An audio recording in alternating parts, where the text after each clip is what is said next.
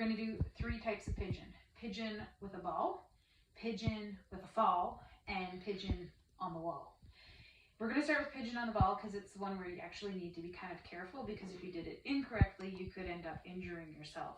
So a couple of rules, things to think about. When you're doing your pigeon on the ball, you want to stay below your butt crack. So think of where your butt crack is, and you're going to take that ball all the way over here. If you come higher than your butt crack, you risk putting pressure in and around your sciatic nerve, and if you're prone to sciatic nerve pain, then you're just going to aggravate that. The other reason you want to stay below the line of the butt crack is if you come all the way over here and you're on right that hinge of the hip where the leg moves in and out, there can be little sacs of fluid there that build up, and sometimes people have bursitis. So you never want to roll over your bursitis. You want to be lower than that and along the IT band.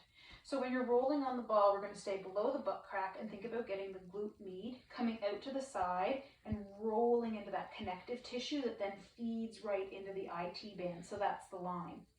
To do that work, you just lay down on your yoga mat, and you're going to take the leg that you're rolling, bend that knee, and put the ankle on the top of the thigh. So this leg is working. That means that the ankle is really rigid, toes are flared, foot is flexed. It's engaged the entire time. It's engaged the entire time to protect this knee. Go get it. Always have 2 balls because dogs are annoying. So you're going to keep this top raised ankle super rigid to protect this knee.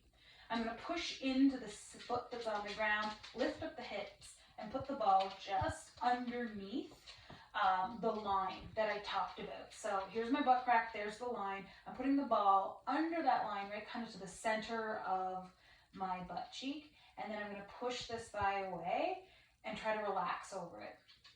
I'm going to think about dropping the tailbone, keeping the glutes soft, keeping the belly relaxed, and breathe. Stay for a few moments, as long as you can handle. Then maybe move the ball out to the outer edge of the hip a little bit, and you can start to lean into it. So you see, I'm just rocking the hip into it.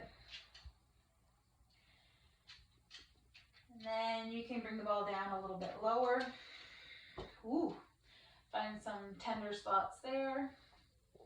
This is why the at-home yoga videos not happening.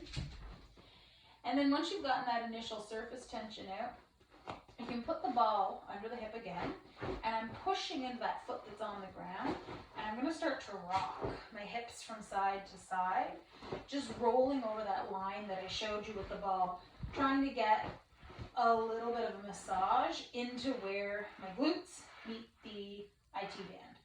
So that's something you can do as many times a week as you run. You want to think less is more.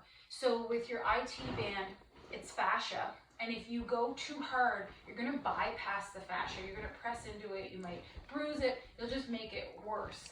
So you want to think slow, easy movement, back and forth, continuous movement. You want to think, do it a less amount of time than more amount of time. And don't push into it. Just keep it to the surface of the body weight. So that's the first one.